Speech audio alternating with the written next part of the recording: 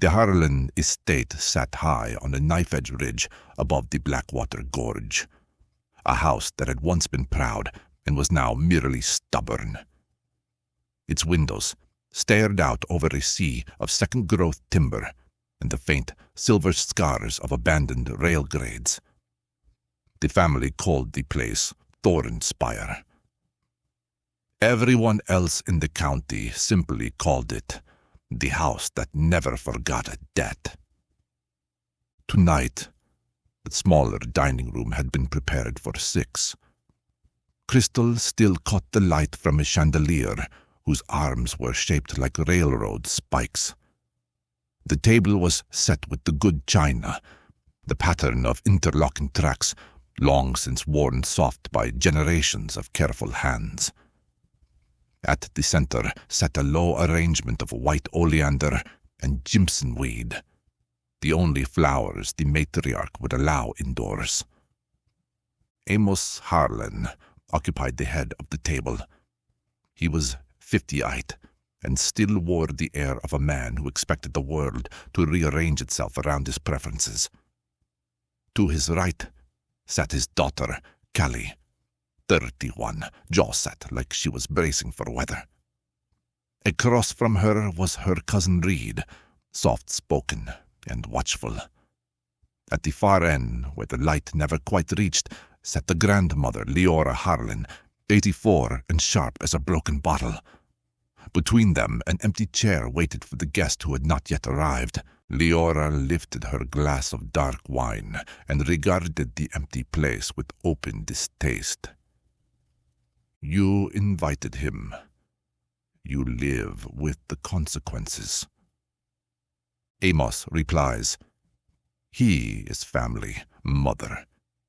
Distant, yes, but blood all the same. And he is the only one left who remembers the old agreements. Callie adds, the old agreements nearly ate this family once already. Leora says, nearly is not the same as finished. Sit up straight, girl. You look like you're waiting for a beating. Reed cleared his throat, the sound small in the heavy room.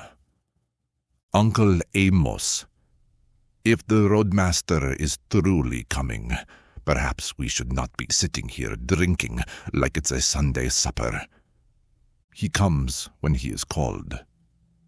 That is the compact. We have kept our end for 70 years. He will keep his. Leora's laugh was dry leaves on stone. You speak as if he were a hired man. He is not. He is the thing that taught your great-grandfather how to make the trains run on time when the mountains themselves refused. He is older than the rails. He is older than the notion of rails. And he does not forget a slight, any more than he forgets a fare. The candles flickered, though there was no draught. Somewhere deep in the house, a clock struck the half-hour with a sound like a distant coupling of cars. Callie set her glass down carefully. Then why risk it? Why call him now? Amos replies, because your brother is dead, and the succession is not settled, and the masters beneath the ridge have gone quiet. We need counsel. We need power. We need the roadmaster to open the way again. Leora's eyes, pale and merciless, settled on her son. You need a leash, Amos. You always have. Your father thought he could bargain with the dark and come away richer. He came away thinner. Your brother thought the same. Now you sit in his chair and make the same noise. Amos yells, enough. The single word carried weight.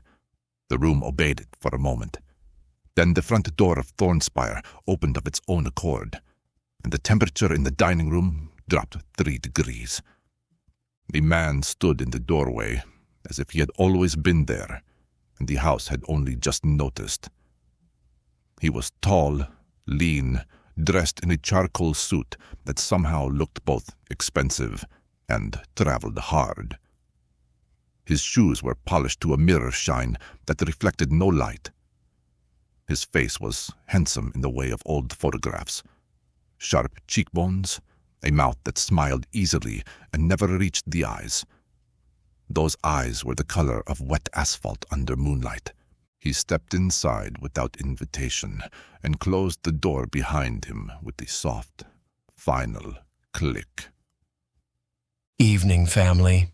I do hope I'm not late. Traffic on the Black Road was thicker than usual. So many people trying to leave, so few who understand the fare has already been paid. You were not summoned to the table. No, I was summoned to the cellar. But the cellar is so drab, and you have set such a pretty place for me. It would be rude to refuse hospitality, especially when the house itself opened the door. He'd walked the length of the room with unhurried grace and took the empty chair as if it had been waiting only for him. He unfolded the napkin with precise care, then looked at each of them in turn. Amos. Still wearing your brother's suits, I see. They hang a little better on you. Callie. You have your mother's mouth and your father's temper. Dangerous combination. Reed. Quiet as always. Quiet men hear the most interesting things. And Leora, dear Leora, still pretending the washboard was an accident.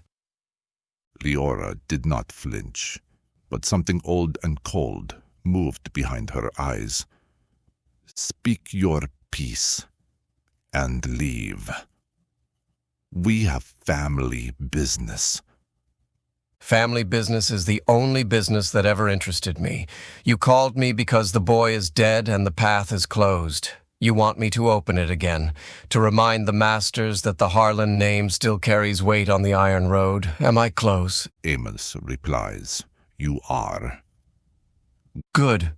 Honesty is such a rare currency these days. Most people try to pay me in stories. I prefer coin that doesn't evaporate when the sun comes up. He leaned back, perfectly at ease, and smiled the way a man smiles when he already knows the ending of the joke. But first, a small matter of accounting. Your late nephew, what was his name? Elias. He opened a door he should not have opened. He invited something through that door that was not me. Something hungry. Something that does not honor guest right. That something is still here, in the walls, in the foundation, in the very rails that run beneath this house. And it is listening. The chandelier above them swayed once, gently, though no wind moved. Callie felt the hair on her arms rise. What do you want? Want is such a small word. I want what I have always wanted. Fair passage, clear tracks, and the occasional reminder that the people who build their houses on my road remember who owns the right-of-way.